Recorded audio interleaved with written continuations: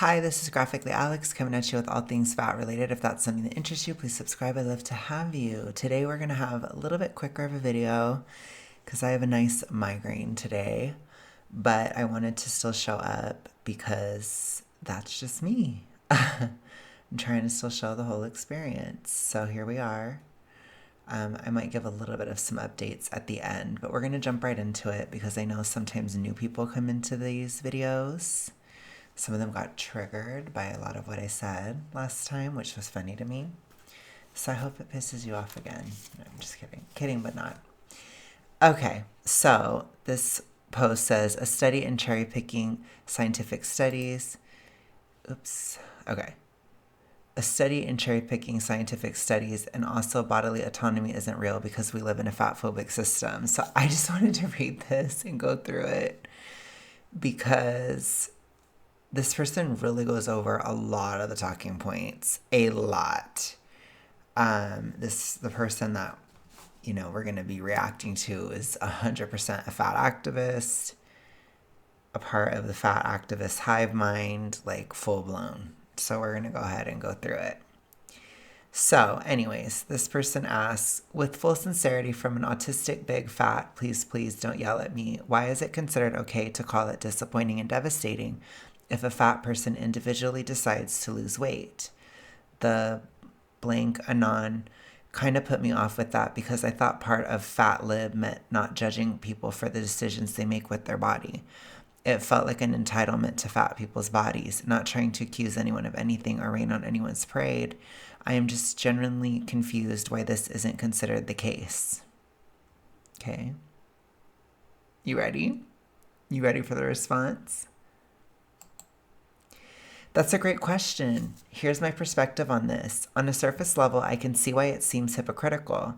The fat liberation means liberation specifically from diet culture and the pursuit of weight loss / thinness. So I'm going to go ahead and read the whole thing and then we're going to read through it again and react. Okay, so I'm going to just do the diatribe. We're going to go all the way.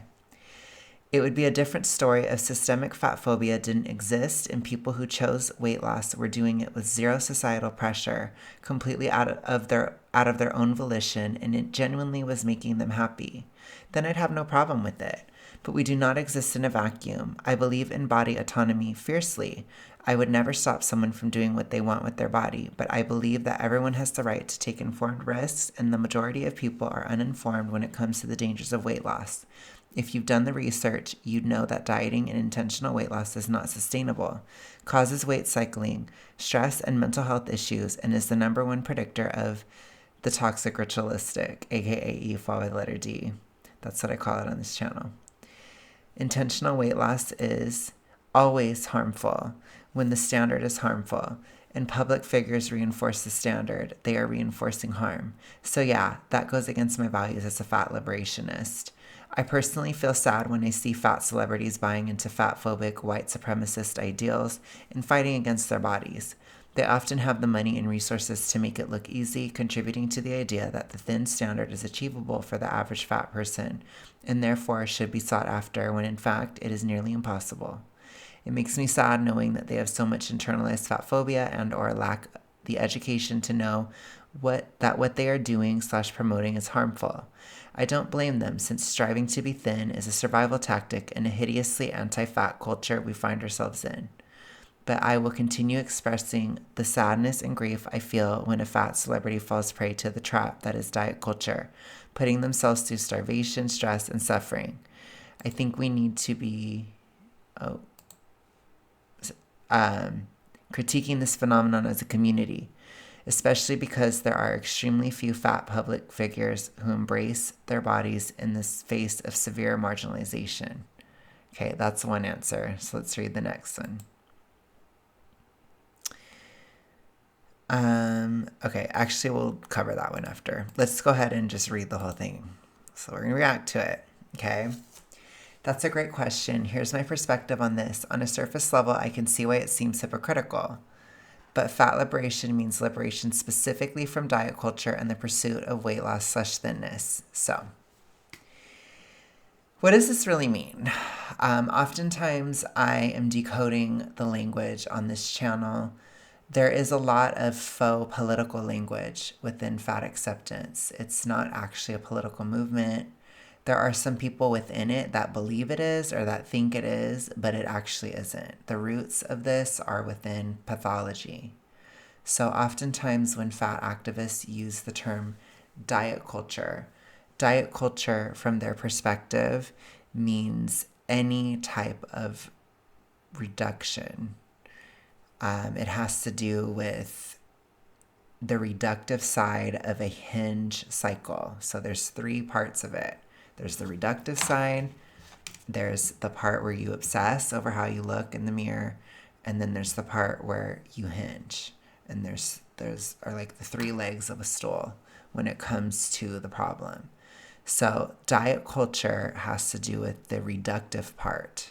And it is often overly reductive within Hinge. It's designed to fail, essentially. It is like ridiculous. I define diet culture on this channel as basically foods or strategies that involve reducing calories or increasing protein for less calories. So anything from a diet soda to fat-free whipped cream to a protein shake, all that type of stuff is diet culture, in my opinion. I think diet culture can be kind of corny. I think if you're living off of it exclusively, it can be a little cartoon foodish. So I wouldn't do it for super long. I had to do it really from being under 2,300 calories. For me personally, I had to do it to keep my satiety strong. And then I really basically exclusively had to lean on it from September of this year when I was under 2,100. And it was tough. I'll put it to you that way. I'm now above 2,300 again as I'm climbing out, and I'm divorcing from diet culture. So I don't think diet culture is a bad thing. I think diet culture is a useful tool. Diet culture foods are a useful tool within a vanity weight loss journey, especially because when you're at that level, it does take more reduction and exercise and things like that to pursue a sense of or pursue athleticism, basically. Other than that, I don't think it's bad to have a Zevia. I don't think it makes you a bad person. I don't think that you're holding up systemic fat phobia if you have a diet soda. I just think if you're living exclusively on diet soda, then that's going to be a problem. If you're eating too many cartoony foods, it can be a problem. And so I think that the discourse around diet culture is too black and white, and there are a lot of shades of gray, and I try my best. I have a video about it on my channel, actually, called Diet Culture, the Good, the Bad, and the Ugly, where I went into it with one of my friends, and we talked about the whole thing. So that's how I define it, but they're defining it as any reduction. It has to do with reducing the amount of consumption. I have to be careful with how I talk. But it has to do with that at all. At all. And the reason why is because they have a bizarre relationship with this concept. They go too far. The diets that they do are designed to fail, specifically to lead to a hinge and guilt/shame cycle. Essentially, it's all a part of just basically a big distraction to distract from things in life that are making a person anxious. That's why. So that's why they view it as that, because for them, that's the easiest, quote unquote, way to stop the cycle is to stop the reduction, which they often can't. You'll see a lot of them still cutting out certain food groups or certain types of food. Like a lot of them will go vegan. A lot of them will cut out, nutrients anyways. That's what I'm trying to say. They'll be like lower carb or lower fat, that kind of thing. A lot of them will avoid saturated fat as well. But so they still do it. Subconsciously, it's to stay hungrier, basically. you know, if you cut out certain nutrients, then you're hungrier. So then you can still eat more. And then the conscious justification is that, well, I won't die from what I'm doing. I can still hinge and it won't kill me. So they still do it, but they'll still demonize it, especially if you're talking about the amount, because reducing the amount is almost like going against the cult, basically. I don't know how else to describe it. I know that sounds really weird, but if you haven't been in it, then you don't really understand how culty it is. So if you reduce that all, then it's seen as like evil or like the ultimate sin or something. Like, yeah, it's pretty weird. Which again, that's the actual basis. I don't know if this person is just repeating the talking points. You have to remember that too. Some people don't have that problem. They don't have the toxic ritualistic, but they'll still repeat the talking points but that's where they come from. I can give you the roots of fat acceptance because I have a lot of experience with the toxic ritualistic. I was in it for a very long time, so I know where it comes from. That's where it's coming from. You are breaking the highest tenet by reducing the amount of food. You should only ever reduce the type of food if you are in the hinge cult. Okay. Okay, let's continue. It would be a different story. Oh, and the pursuit of thinness, of course. So the pursuit of thinness within the toxic ritualistic and specifically the hinge side, so binge, thinness is worshipped and demonized at the same time. So it's on a pedestal, but it's supposed to be seen as unattainable so that you can kind of be thin worshiping, but also you can hate a person that's thin if they don't like you or something. Like, it's weird. It's really, really weird. And for some of you guys who have never had that issue, you might hear that and be like, oh my gosh, is that why I've had that experience? Yeah. That person has some deep-seated issues. And so that's where that comes from. So you're never supposed to pursue it. Why? Because if you get there, then you ruin the illusion that it's lucky or genetic or whatever. So if you actually do that, then you shatter that. And it's really psychologically disturbing for a person within the toxic ritualistic to see somebody who used to be fat and then be forced to either glorify or demonize them because they've lost the weight. It's very like psychologically disturbing because it goes against what's supposed to be real, because you tell yourself every day within it that you can't lose weight. It's like a constant chant. The hinge ED religion has its own, I guess, I wouldn't even call it a religion. It's a cult, dead ass. But it has its own like mantras. And that's one of the biggest ones is I can never lose weight. Losing weight is impossible. Another one is weight is genetic. That one is said in the mind so many times in so many different ways. And people say it to each other all the time. But the biggest one is basically, I can never lose weight or weight loss is impossible.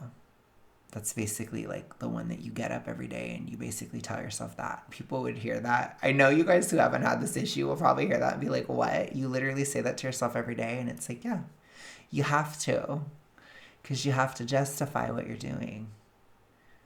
And when you think of it that way, it makes sense. Because how the hell are you going to convince yourself to eat that much? My maintenance calories at 6'1", I'm going to be eating the maintenance calories of 195. It is going to be 28.45. And I am low-key struggling to eat 2,300. Like, it's actually getting a little challenging. Especially with these migraines, hormone fluctuations, etc. that are happening as I'm leaving the deficit, it's kind of hard. Like, I feel nauseated. And I'm starting to feel like it's a lot of work. So I know that's weird, and it's really weird for me too, but that's partly why I'm going up slowly so that my brain, the serotonin in my brain will go up sustainably, and like I'm feeding into that system so that I can continue to hold it together. 1 second. Yeah, so that I can continue and maintain, basically, because that's your body's natural mechanism for appetite control is serotonin in the brain. So specifically central nervous system serotonin. So that's basically what I'm fostering by doing it slowly, and it's working very well.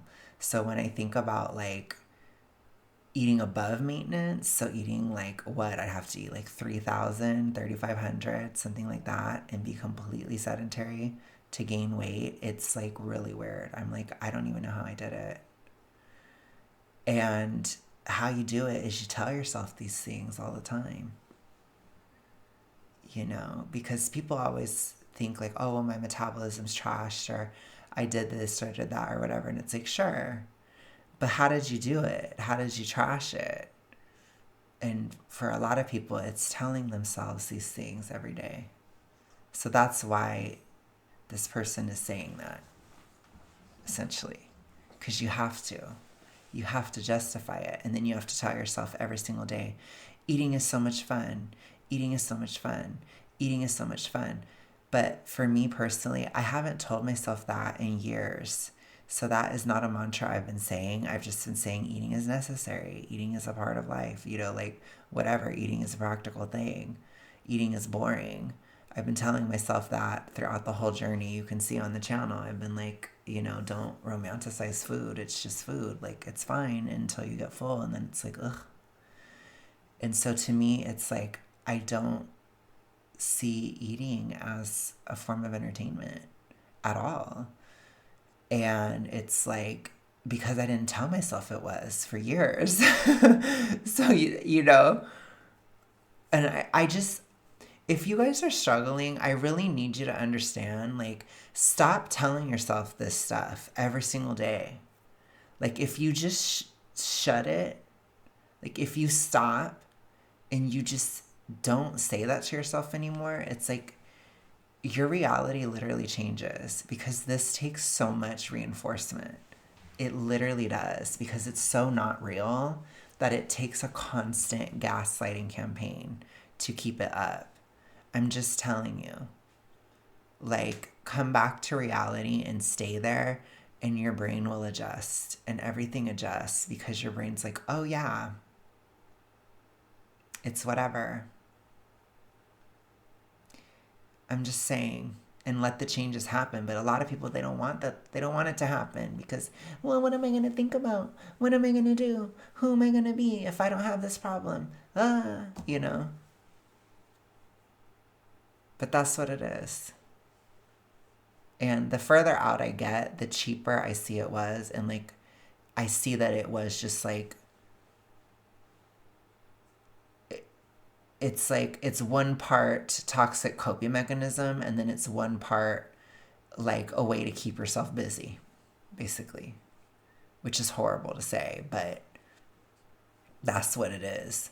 I think like at a lower level of severity, it's probably something to keep the mind busy. You know, at a deeper level, if it's severe, then it's like a coping mechanism, a toxic coping mechanism. That's where you see people get very big and stuff. But if you're just like obsessed with this like all the time, it's probably because you're bored. It's probably because you need to get a life. I know that's harsh, but I'm going to be real about it. You know, I think a lot of people, it's like, they're like, well, I already have a life. I have a lot going on. It's like, well, obviously you need more going on if this is what you're focusing on all the time. You know, even this person writing this comment, like, this person needs to get a life. You know, I mean, honestly, like, I've been saying that sometimes in comment sections lately. I've been telling people to get a life, because it's like, this is really too much. You know? It's bad. Like, I don't know, watch a TV show, go hang out with a friend, go do something. Anything is better than writing this post that this person wrote. Like, I can't think of a bigger waste of time than this post. You know? But it's the same thing with the toxic ritualistic in general. It's just a huge waste of time. Huge. Okay. So, let's see. Okay, so they always blame societal stuff, that there's a complete lack of accountability. So when we get into it would be a different story if systemic fat phobia didn't exist and people who chose weight loss were doing it with zero societal pressure. So there is this idea that everybody feels as intensely about this issue as you do when you're in the toxic ritualistic. You feel like everybody feels that way. I didn't personally feel that way when I was in it, but a lot of people that were in it, they do feel like everybody else is the same as them. And there is an issue of empathy where people have an issue seeing things from other people's point of view. So you'll see that a lot within the toxic ritualistic. You'll also see it specifically within supermorbid obesity. It just gets really hard. You get really foggy in the brain. It's tough to actually put yourself in someone else's shoes. And it causes a lot of social problems for a person.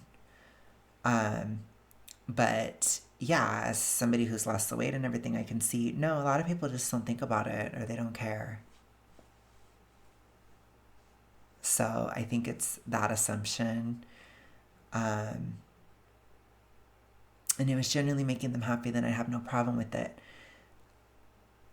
They can't fathom it actually making somebody else happy. Whereas like now that I'm out of the toxic ritualistic and I'm out of the issue, I can't fathom how that was ever a coping mechanism, which is crazy to say because I did it for so long, but it's such a miserable experience. Like each part of the cycle is so fucking horrible. It's just horrible. And like all of them are horrible. It's horrible to stare at yourself and hate what you see. It's horrible to overly reduce. It's horrible to hinge. All of them are horrible. None of them are fun. They're all miserable. And I don't even know how I found comfort in that. It is really disturbing. It's kind of like when you look at an ex and you're just like, ew, that ex is not even attractive. I don't understand what the fuck that was. That's literally how I feel about the TR at this point. I'm like, I don't even know what the fuck that was. Like, I don't even know. Because it's like, I don't know. Like, when you really think about it, how is it comforting? How? How is it entertaining? Or how? I don't know if entertaining is the right word. Like, how did it capture my attention for so long? How? I don't know if captivating is the right word. Mesmerizing. Like, I don't know how I focused on it so much. Especially now that my downsizing journey is ending, I'm just like, oh gosh, like I have to find myself outside of this process. So I've been watching a lot of like Twilight and stuff, which is really cheesy. But high school was the last time I wasn't trying to lose. So it's like I'm trying to get in touch with that and I'm trying to find myself outside of a WL journey. I have to kind of censor a little bit. But I'm trying to find myself outside of that. And it's like, it's happening. Things are coming in. I instead of constantly talking about fat acceptance or something with my friend Goblin, I'll send Twilight memes. And my other friend, I sent her this thing about how I want to do a road trip with her, a Twilight road trip. I mean, I don't know. It's like just becoming human again, It's like, I missed this, I missed humanity. Okay, anyways. Let's continue. Okay. I believe in body autonomy fiercely. I would never stop someone from doing what they want with their body. Okay, well, I mean, I'd like to see you try to stop somebody. I feel like this whole post is trying to stop people, but okay. I mean, I don't expect you to physically force food down somebody's throat. So I don't know what that even means. But if you're pressuring people, you're reinforcing the toxic ritualistic in other people. So To me, that's about as close as you can get to stopping somebody from doing what they want without like physically forcing them. Okay. I believe everyone has the right to take informed risks. The majority of people are uninformed when it comes to the dangers of losing weight. If you've done the research, you know that dieting and intentional weight loss is not sustainable. So, like I said, what was that mantra that I told you about? Weight loss is impossible. This is impossible. Weight loss is impossible. Weight loss is impossible. I can never lose weight. I can never lose weight. I can never lose weight. I can never lose weight. Think about how many times you say that to yourself. Think about how many times you said that to yourself. I think if I had to write that all over my body as many times as I told myself that, I have no skin left. My whole skin would be covered in the ink because I said it so many times, even if I wrote it in the tiniest writing. And here this person is. It's not sustainable. It's not sustainable. They think because you say it's not sustainable that it's like more scientific, but you're just saying it's impossible. It's impossible. It's impossible. I can never lose weight. I can never lose weight. I can never lose weight. That's what you're saying. It causes weight cycling, stress, and mental health issues. Yes, but the toxic ritualistic causes weight cycling. That's what causes that. The hinge issue causes weight cycling. Stress and mental health issues. Honey, being super morbidly obese causes stress and mental health issues. It does. It really does. Even within itself, it's so inflammatory. It's so difficult for the body to be in that state that it is literally stressful and it literally will make you depressed and anxious. It's the number one predictor of the toxic ritualistic. No, you already have it. That's why you do it. It doesn't cause it. You have the problem. That's what causes it. It usually starts with staring in the mirror. That's where it begins. So you want to know? You guys want to know what starts it? How does it begin? What causes it? It's the media. It's the TV. It's this. No. It's the mirror. It's the mirror. It's pictures of yourself. That's what starts it. You know it. I know it. We all know it.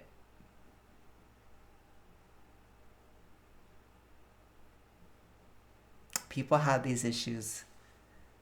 They've had them for a long time.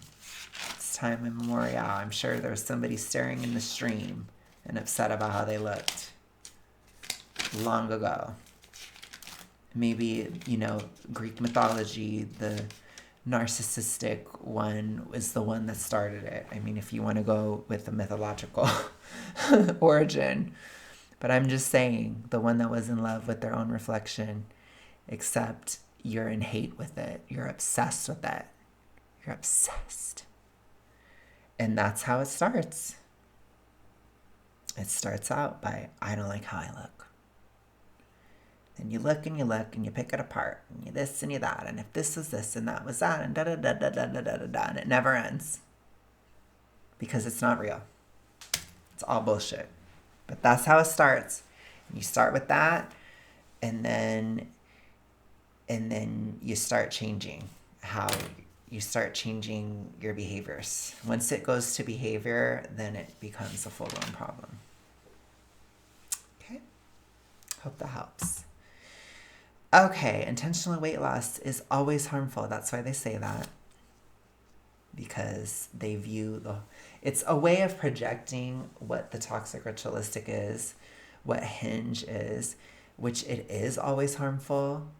All of those parts of the cycle are always harmful. So staring in the mirror negatively is harmful. Overly reducing either, types of food or amounts is harmful. Hinging is always harmful. Always. All three of those are always harmful. But they project that just onto intentional weight loss. So it's a way to shift blame or shift attention. Don't think about what I'm doing. Think about this. See? Look over there. Okay? There's a lot of that. Because you have to do a lot of work to hide something, especially when it's really obvious.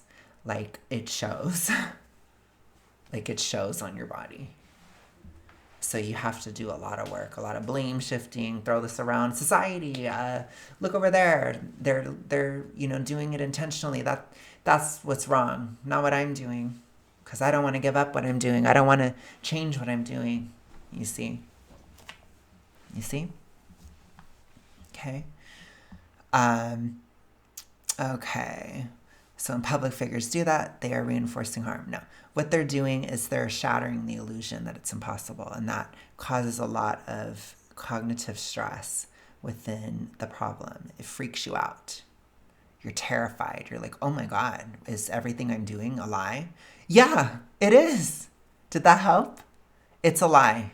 All of it is my whole life built on complete bullshit? Yes, it is. You're delusional. It is a lie. All of it is a lie. Uh-huh. Did that help? You need to burn it all down. You need to get rid of it. It's all trash. It never even comforts you. The best thing you're going to get from it is a distraction. It's not even comforting. You are so full of shit if you think it's actually comforting. Like I said, you can lie to other people, but you can't lie to me. I know it isn't. It doesn't fucking matter. The second it stops and everything comes back and you just feel worse. It doesn't do anything. It's horrible. It is a horrible thing. And then you tell yourself, well, it helped. Well, I feel better. I'm more in control now. I have more emotional control because I did that. You don't. You actually, it's worse. And that's what people don't want to hear. They don't want to. You have to, like, it's so miserable to do that you literally have to lie to yourself and say that you enjoyed it. And I can tell you, like, not doing that is such a relief. I don't have to lie to myself every day. What a relief. Gosh. Jeez. Okay. I personally feel sad when I see fat celebrities buying into fatphobic white supremacist ideals. So they'll throw this type of stuff like white supremacy or whatever, typically political buzz terms or loaded terms that are very emotionally triggering or that elicit an emotional response in the general population as a distraction, right? Look over here. Don't look at what I'm doing. That's the point. Look over there. Don't look at me. Okay? That's what that is. They often have money and resources to make it look easy. Okay? So trying to say, so I can't do it. I can't do it. I can't do it. You can't do it either. You can't do it either. Because you don't have the money they have.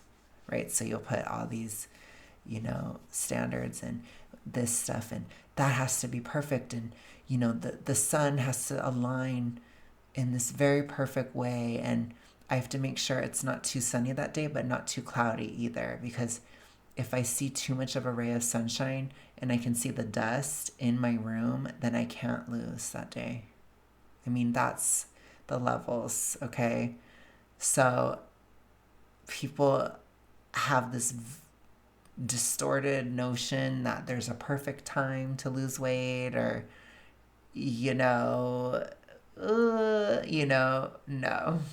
It's bullshit. No.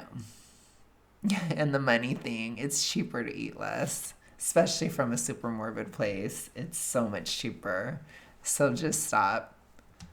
Full of shit. Okay.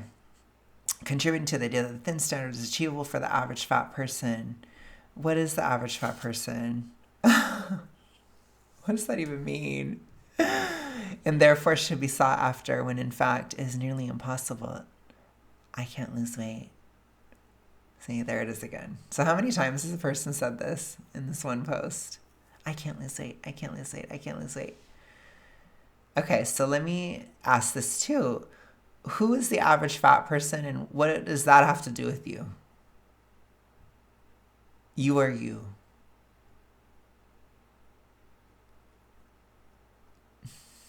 If you lose weight, does somebody else magically lose it?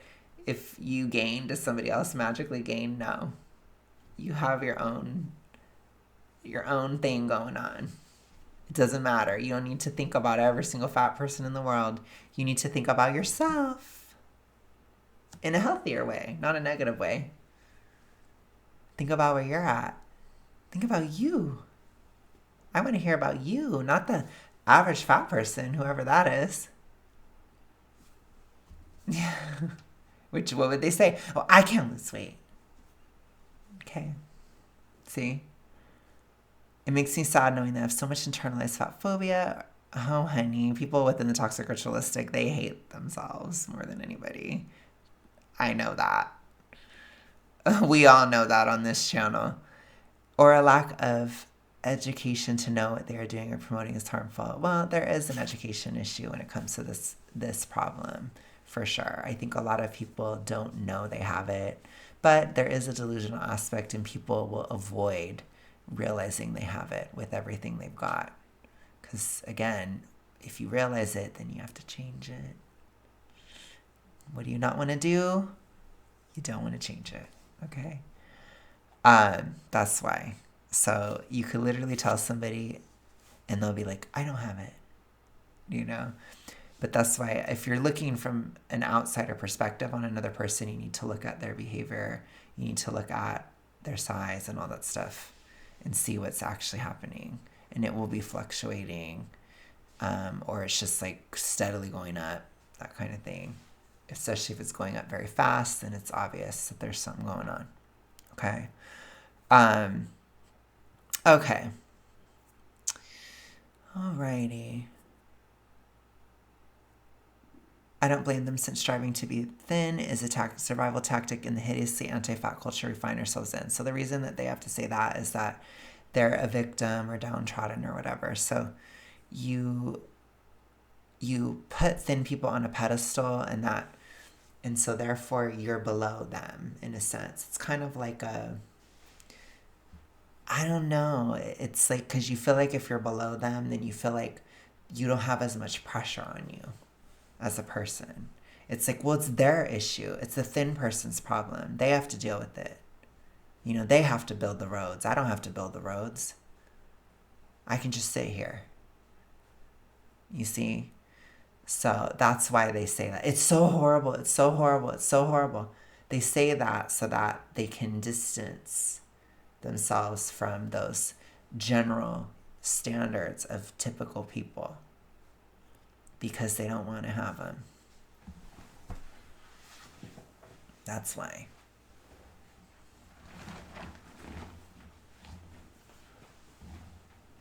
So, yeah, it's like you want to be a victim because of your weight, even though you're causing it, so that you can not do as much, basically, or you can not be a part of society. For a lot of people, there's avoidance. There's an avoidant aspect. Again, people are traumatized a lot of times to have these issues. So there can be like an avoidant attachment issue or trauma involved in that. Like, for example, a lot of women, they may have experienced something traumatic, and so they don't want to date. So then they are bigger, so that they don't have that standard, or they don't have people approaching them as much. That's like this type of thing too, within the toxic ritualistic. So yeah, I mean, I don't want to be too light on it. You need to realize I'm trash talking the problem, not the person, but I am trying to show you or remind you of how complacent you can be with the issue, or how you're going along with this and you're not challenging it enough. You need to develop that. So when you hear me be all sassy and mean and whatever, you need to get that way with this problem. Because if you fight it, it will go away, it will die. But you have to fight it, because it's really stupid. Okay? All right. I think I'm just going to cover this comment because I'm going too deep. I told you guys I'm still in my vanity weight era, so I'm really deep still. Okay, I will continue expressing the sadness and grief I feel. It's anxiety. It's anxiety. It's a cognitive stress. When a fat celebrity falls prey to the trap that is diet culture, that's fake empathy. It's anxiety. Putting themselves through starvation, stress, and suffering, that's projection. I think we need to be critiquing this phenomenon as a community, especially because there are very few fat public figures who embrace their bodies in the face of severe marginalization. Okay, that I don't even really know. I think that was just a lot of buzzwords. Let me see if I can decode that, especially because there are a few fat.